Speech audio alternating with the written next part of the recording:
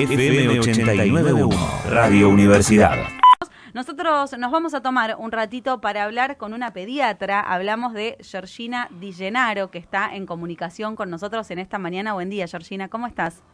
Hola, buen día, ¿cómo estás? Bueno, se preguntarán por qué la llamamos. ¿Por qué es pediatra? Bueno, yo le quiero hacer 1000 preguntas porque tengo un hijo de 1 año y medio, pero además la llamamos porque le escribió una carta al presidente debido, por lo que dice en esta carta, a otra carta que había escrito otra colega, ¿no? Quejándose de los sueldos de los políticos, del presidente y demás. Bueno, vos escribiste otra carta, yo creo que más parecida a por lo menos lo que pensamos los que estamos acá, y queríamos hablar con vos de bueno, primero de qué te motivó a escribirla y bueno, de este pensamiento, ¿no? De lo que tiene que ver con la medicina, con los médicos, con lo que está pasando, y la verdad que están ahí en la frontera de la batalla, en la trinchera, ahí está, no me salía la palabra. Sí, hola, ¿qué tal? ¿Cómo están? Buenos días a todos. Bueno, la realidad es que primero yo había leído la carta cuando se viralizó en las redes y, bueno, me pareció más de la antipolítica, ¿no? Más de los cacerolazos que habían aparecido en algunos puntos del país para pedirle a los políticos que se bajaran el sueldo.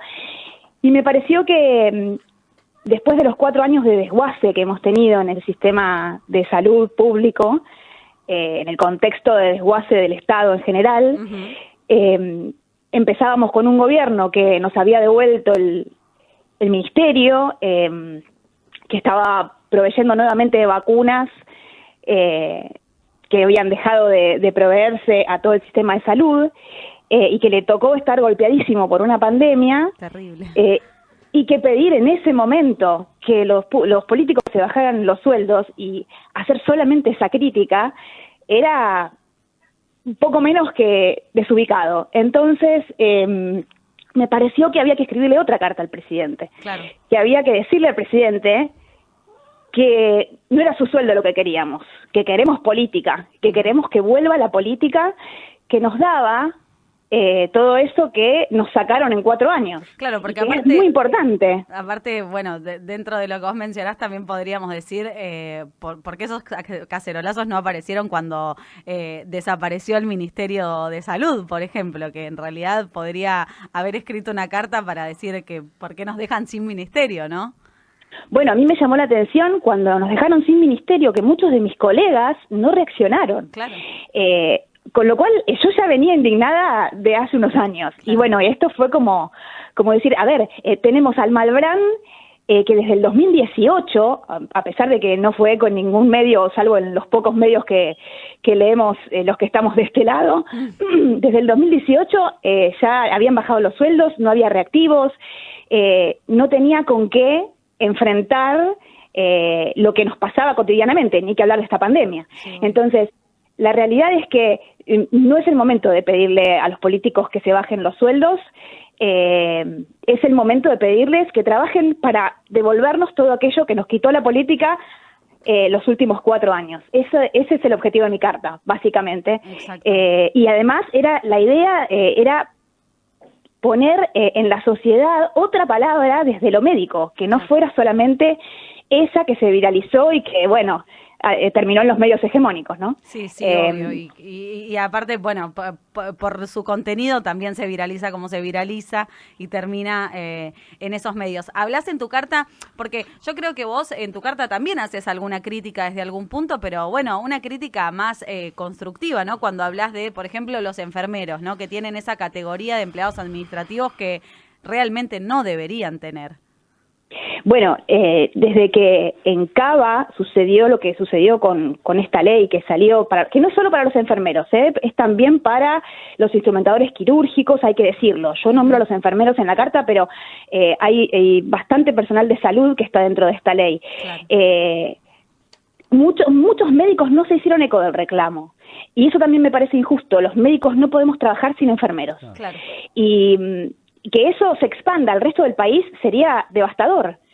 Entonces me parece que también a la política hay que pedirle eso, a la reta en este momento hay que pedirle eso, que vuelva hacia atrás con esa ley y que los enfermeros vuelvan a ser personal de salud.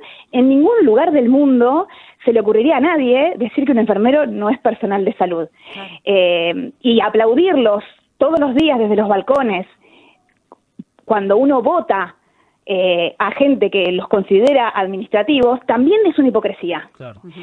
Entonces me parece que hay muchas cosas que debemos reflexionar desde la sociedad. Y esa era la idea. Claro. Yo pensaba también en como que el médico, no quiero generalizar porque obviamente no es así, pero el médico con respecto al enfermero siempre por ahí se siente como un escaloncito más arriba, sobre todo como ese médico del que estamos hablando, el de la carta anterior. Mira, la relación médico-enfermero tiene muchos... digamos, muchos matices.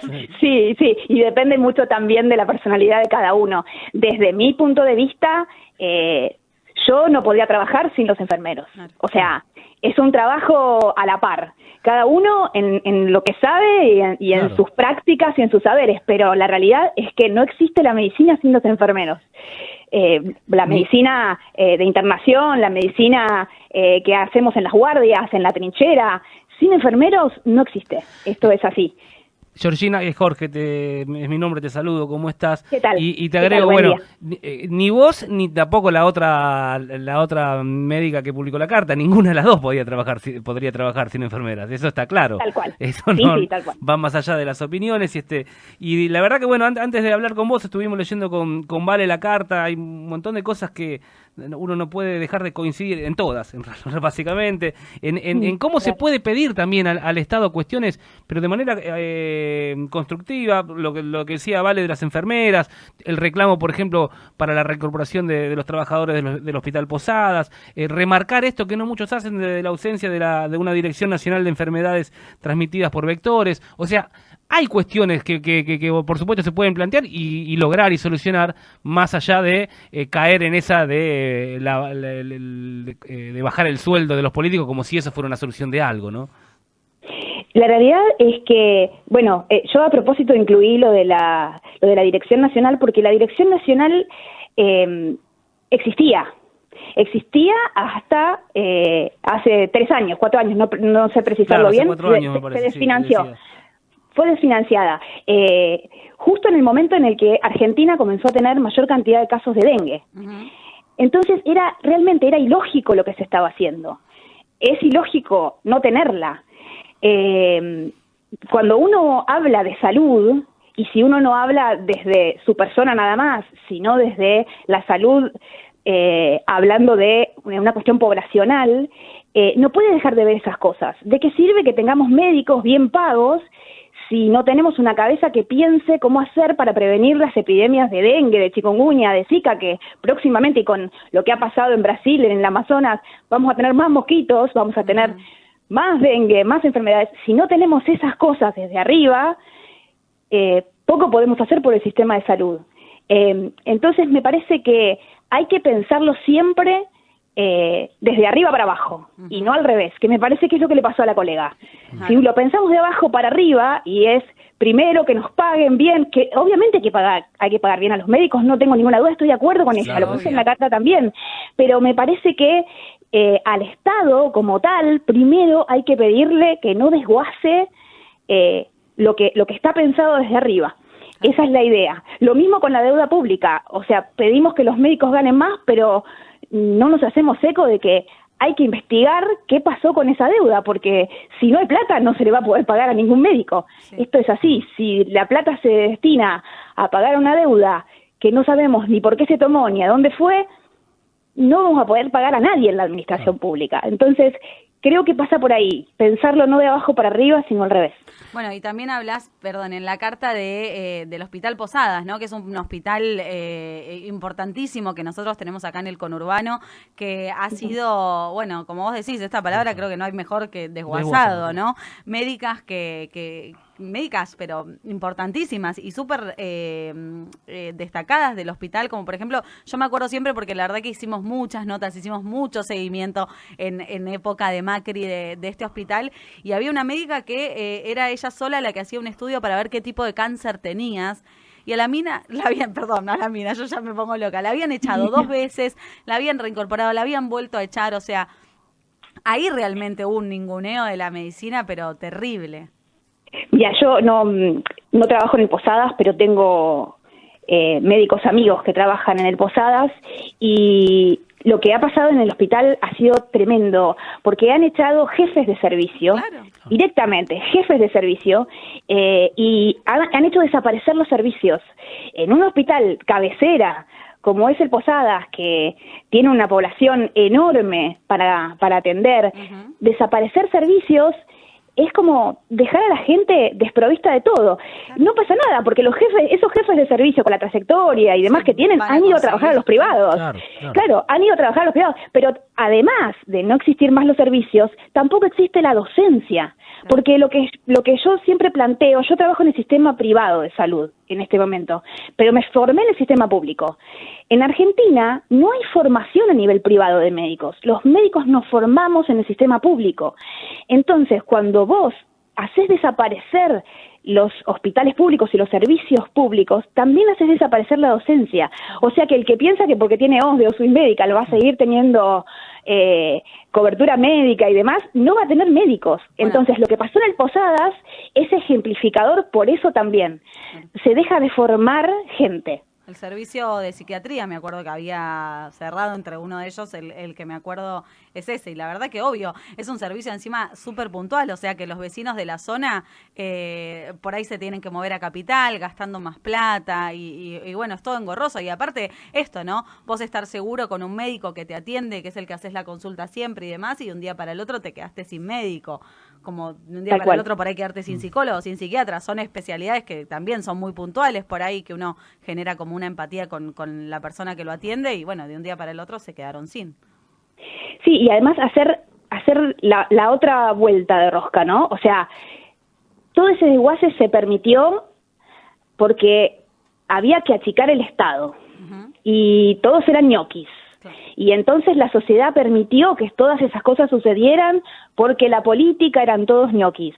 Entonces volvemos al principio, le volvemos a achacar a la política cuando la política es la que tiene las herramientas de mantener todo eso en funcionamiento. Entonces a la política hay que reclamarle eso, que mantenga en funcionamiento estas cosas. Y Georgina, ¿sos optimista? ¿Pensás que esto que nos está ocurriendo con la pandemia modifique la cabeza de mucha gente, de parte de la sociedad, de pensar ahora ciertamente lo importante que es el Estado para este tipo de cuestiones? ¿Pensás que si se puede sacar algo bueno de todo esto es que la gente va a tomar más conciencia y va a pensar que aquellos que tenían duda o que directamente estaban en contra de por qué un Estado tiene que estar presente en cuestiones como estas de salud? Me haces una pregunta difícil. Mira, yo soy optimista, siempre lo fui. Sin embargo, yo creo que hablando con gente y viendo cómo se está desarrollando esto, hay que cambiar muchas cosas para que eso cambie, y una de esas son los medios de comunicación, que están en manos de quien no tienen que estar y que generan sentido común. Entonces es difícil pelear contra eso. Nunca voy a bajar los brazos, de eso puedo estar segura. Yo no voy a bajar los brazos y conozco mucha gente que tampoco, pero no creo que solamente con esta pandemia sea suficiente para cambiar la cabeza de mucha gente. La verdad es que es así. ¿Dónde trabajás vos, Georgina? Queremos llevar a los chicos. Qué linda. Yo trabajo para Swiss Medical, soy médica de guardia y hago consultorio también. ¿Y todos estos días cómo estuviste trabajando? Sobre todo, bueno, me imagino, y también yo también, hasta casi personal lo hago, ¿no? Como Vale, porque, bueno, por ahí las consultas pediátricas, que no son de gravedad ni nada, por ahí quedaron todas postergadas. ¿Cómo fue la modalidad de trabajo? Mucho WhatsApp. En la guardia, bueno, la guardia la seguimos haciendo obviamente eso todos, sí. La guardia por ahora, y gracias creo que a la cuarentena, está muy tranquila. Y bueno, los consultorios están cerrados, así que lo que hacemos es, con los pediatras nos resulta muy fácil porque todos nuestros pacientes tienen nuestro teléfono. Claro. Entonces nos escriben y estamos haciendo lo que podemos con los teléfonos. Las privadas, las prepagas, lo que han hecho es permitir que los pacientes tengan la foto de la receta y que ellos la impriman y con eso van a la farmacia, con lo cual con eso se ha modificado bastante y bueno, por ahora nos mantenemos así. Es la verdad que es un tema sobre todo con los más bebés, los más chiquitos, claro, y con aquellos que tienen cosas puntuales para las cuales hay que controlar más frecuentemente. Pero por ahora la única forma es esta, es vía WhatsApp y bueno, con gente que tiene la facilidad de tener una prepa y que se lo resuelvan de esta manera, ¿no? Claro. El resto debe estar siendo las guardias y creo que esto debe ser así. Así que bueno. Georgina, yo a título personal, esto es más que personal. Ya se está transformando en una consulta, Georgina, más que en una entrevista. No, te juro que es la última. Está bien. No, pero creo que por ahí hay muchas madres que están en la misma situación. Yo tengo que darle la vacuna de los 15 meses, la del sarampión, la antigripal y demás, y digo, ¿lo saco de casa, no lo saco de casa, lo dejo en casa? Absolutamente sí. Okay. No, absolutamente sí. Las vacunas no deben postergarse, Sí, es mucho menos importante que los pesemos y demás, y es fundamental la vacunación, porque a pesar de que estemos ahora en cuarentena, cuando esto termine, el chico que no tenga las vacunas no va a estar protegido contra el resto de las enfermedades, claro, entonces estaríamos haciendo un mal, o sea que sí. Lo que aconsejo es vacúnenlos. Ok, perfecto. Bueno, entonces, tomado, sí, porque yo pensaba esto, por ahí hay muchas madres que también lo piensan. Digo, si estamos acá encerrados, ¿de qué se va a contagiar? Pero claro, esto que vos decís, cuando salgamos va a estar totalmente desprotegido. Y además la inmunidad se genera con un mes de diferencia, claro, en general desde la vacunación.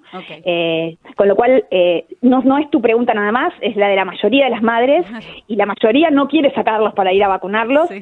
Tienen razón, porque uno quisiera no salir de casa para nada, pero no. Salgan, aunque sea para eso, puntual, y vacúnenlos. Y los que no tienen recetas, no hace falta la receta para las vacunas de calendario. Van a cualquier vacunatorio público con la libreta de vacunas y el DNI del nene y los vacunan. Perfecto, ¿sí? Perfecto, buenísimo. Y nosotros tenemos un montón de vacunatorios habilitados, tenemos uno acá muy cerquita, así que, Georgina, te agradecemos. Mañana te llamamos de vuelta, Georgina, y el miércoles también. ¿Estás de guardia? Cuando quieran. Muchas gracias a ustedes por la comunicación. Bueno, muchas gracias. Hasta luego. Un abrazo. Hasta luego. Pasaba Georgina Di Gennaro, ella es pediatra, es una médica que le escribió una carta al presidente que si la quieren leer no se la pierdan, seguramente debe estar en las redes sociales o en algún portal de noticias para leerla porque está bueno lo que escribió, está bueno su pensamiento y bueno, charló un ratito en esta mañana con nosotros. Desde la Universidad Nacional de La Matanza, Radio Universidad FM 89.1. Siempre cerca.